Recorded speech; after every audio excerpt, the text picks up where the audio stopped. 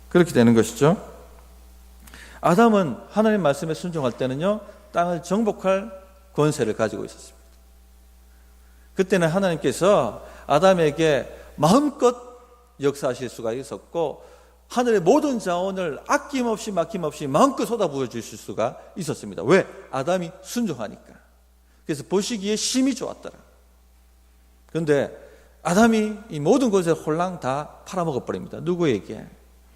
사탄 마귀한테. 어떻게 팔아먹습니까? 하나님의 말씀이 아니라 마귀 말을 순종할 때 종이 되어 버리니까 싹 들어가 버린 것 안에. 하나님께서 전처럼 아담을 복주실 수 없었습니다. 하늘의 모든 자원을 쏟아부어 주실 수가 없어요. 어떻게 됐습니까? 전과 같이 네가 수고한다 할지라도 땅이 그 효력을 나타내지 못할 것이다. 오히려 엉겅퀴와 가시덤불을 낼 것이다. 혹 우리 성도님들 삶에 가시덤불과 엉겅퀴가 나고 있지는 않습니까? 내가 누구에게 종이 되어 있는지 살피셔야 합니다. 살피셔야 됩니다. 욥기를 보더라도 그렇습니다. 하나님께서 욥을 심히 창대하게 하셨습니다. 특별히 보호하셨어요. 사탄 마귀가 와가지고 불평할 정도로 하나님께서 욥에게 은혜의 울타리를 딱 쳐서 보호하시고 하늘의 모든 자원을 쏟아붓는데 어떻게 하나님을 경배하고 찬양하지 않을 수가 있겠습니까? 그 울타리 좀 걷어보십시오. 그럼 하나님 욕하고 아마 자지러질 겁니다. 그렇게 말할 정도로 하나님이 욥을 특별히 보호하셨어요. 왜 그렇게 하나님이 보호하실 수 있었느냐? 욥은 의인이었더라. 당대 의인이었더라. 여기서 의인은 완전한 의인을 말하는 것이 아닙니다. 주의 말씀을 순종했더라. 순종하려고 노력하고 따라다녔더라 하는 겁니다. 하나님 말씀 순종하면 하나님이 우리를 마음껏 하나님의 나라의 자원으로 쏟아부어 주실 수 있고 복 주실 수 있고 밀어주실 수 있다는 얘기입니다. 그런 역사를 일으킬 수 있다는 얘기입니다. 반대로 사탄 마귀의 유혹에 순종하게 되면 어떻게 되나요? 마귀가 우리를 지배합니다. 하나님의 역사가 뚝 끊어집니다. 세상 사람들은 말할 필요도 없고 신자들에게도 그런 역사가 나타납니다. 누구 말을 따르냐에 따라서. 저는 사탄의 권세는 죄의 권세라고 말씀드렸습니다. 한마디로 하나님의 말씀을 거역하는 게 죄죠. 하나님의 말씀을 거역했단 말은 마귀 말을 들었다는 얘기입니다. 그래서 거역하는 것이기 때문에 우리가 마귀 말을 따르지 않으면 절대 마귀는 우리에게 해코지할 수 없습니다. 지배할 수 없습니다. 부산에 반에서 1등, 2등을 다투었던 아이들이 있습니다. 실제 얘기입니다. 근데 늘 이 1등하는 애 때문에 2등으로 밀려난 애가 있었습니다. 이 크리스천입니다. 예수 믿는 아이인데 속으로 이런 생각이 들어왔어요. 저 애만 없어지면 내가 1등 할 텐데. 누구나 한 번쯤 해볼 수 있는 생각이지 않습니까? 그죠? 누가 준 생각일까요? 하나님께로부터 온 건 아니죠. 사탄에게서부터 온 생각입니다. 생각부터 차단시켜야 되는데 계속 그 생각한 거예요. 죄가 사라진다면 내가 1등 할 텐데. 얼마나 1등 하고 싶었으면. 죄가 사라지면 1등 할 수 있을 텐데. 그런데 어느 날 정말로 그 아이가 교통사고로 죽습니다. 그런데 그날 밤부터 그 아이가 나타나서 꿈에 나타나서 너 때문에 너의 저주 때문에 내가 죽었으니 내가 네 안에 들어가서 살아야겠다. 이 여자아이는 죄책감이 들지 않습니까? 그러니까 들어와서 살라고 마음을 여는 거예요. 마귀의 유혹에 빠져든 거죠. 그 말을 따라버린 것입니다. 그때부터 아이가 이상한 증상이 나타나고 완전히 황폐해집니다. 삶이 황폐해져요.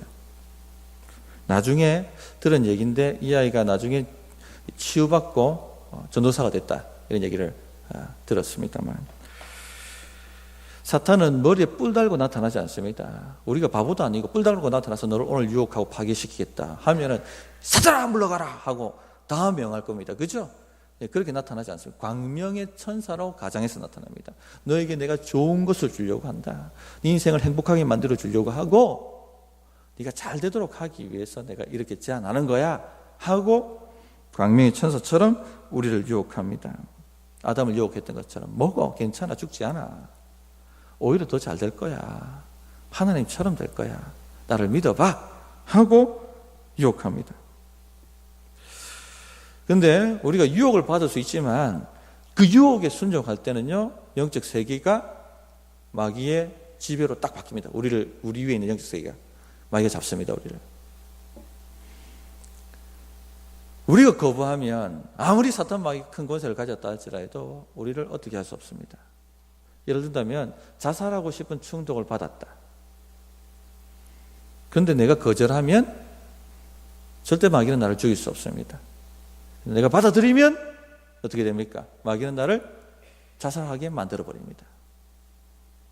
누구에게 순종하느냐에 따라서 영적 세계에 영향을 미치고 그 모든 결과가 고스란히 나에게 오게 되어 있다 하는 것입니다. 최후의 만찬 석상에서 가룟 유다의 생각에 사단이 예수님을 팔 생각을 불어넣었습니다. 유다가 거절하면 충분히 지배받지 않을 수 있었습니다. 그러니까 유다 책임이에요. 마귀 책임이 아니라 유다 책임이에요. 마찬가지입니다. 마귀가 우리를 유혹하지만 누가 책임입니까? 받아들이는 순종한 우리 책임이에요. 우리 책임. 사탄을 대적하고 하나님을 온전히 순종해야 하겠습니다. 그러면요, 하나님의 역사가 우리에게 하나님이 원하시는 만큼 부어주실 수가 있게 되는 겁니다. 그렇게 영향을 미치게 된다. 세 번째, 예식이 영적 세계에 영향을 미치게 됩니다. 극적인 예를 하나 찾았는데 역대하 20장 21절 22절입니다. 백성과 더불어 의논하고 노래하는 자들을 택하여 거룩한 예복을 입히고 군대 앞에 행진하며 여호와를 찬송하여 이르기를 여호와께 감사하세 그의 인자심이 영원하도다 하게 하였더니 그 노래와 찬송이 시작될 때에 여호와께서 복병을 두어 유다를 치러 온 암몬 자손과 모압과 세일산 주민들을 치게 하심으로 그들이 패하였으니 모압과 암몬이 연합해가지고 요사밧을 치기 위해서 몰려옵니다. 모래같이 몰려옵니다. 요사밧이 두려워 떨었습니다. 금식을 공포하고 싸울 힘이 없기 때문에 주님 도와주십시오 하고 부르짖었더니 레위 사람 야시엘에게 성령이 임하셔서 예언을 합니다. 너희가 싸울 것이 없다. 이 싸움은 내가 싸운다. 그렇게 말씀하셨어요. 그래서 백성들과 의논하고 아침에 믿음으로 노래하는 자를 앞세워서 예배합니다. 예배. 여호와 인자심이 크도다. 감사하세. 군대가 앞장서 나가는 게 아니라 찬양대가 앞장서서 모압과 세일산 군대로 향해 나갔다는 거예요. 믿음으로 하나님께 예배드린 것입니다. 그러자 손댈 것도 없이 승리를 경험하게 됩니다. 예배가 하늘에 영향을 미칩니다. 우리가 믿음으로 예배할 때 역사가 일어납니다. 하나님께서 마음껏 우리를 위해서 일하실 수가 있습니다. 우리는 예배하도록 창조된 존재입니다. 누구를 예배하느냐에 따라 다른데 하나님을 온 마음을 다하여 믿음으로 예배하면 하나님이 마음껏 우리를 위해서 역사하실 수가 있습니다. 구약의 제사는 피제사였죠. 죄의 구렁이 사람과 하나님 사이를 막고 있기 때문에 하나님이 마음껏 역사하실 수가 없었습니다. 그런데 일회용 속죄제를 통해서 하나님이 마음껏 역사하실 수가 있었어요. 그런데 이제 예수님의 단 한 번의 속죄함으로 말미암아 이 구렁 자체가 사라져 버렸습니다. 우리가 이것을 믿음으로 하나님을 온 마음 다하여 예배하기 시작하면 하나님께서 마음껏 우리에게 역사하실 수가 있습니다. 이 귀신들이 무당시키려고 무병을 주지 않습니까? 신을 받으라고 강요합니다. 그러나 본인이 문을 열지 않으면 받게 할 수가 없죠. 그런데 받으려고 하면 뭘 해야 됩니까? 푸닥거리 해야 되지 않습니까? 그들 식의 예배죠. 예배.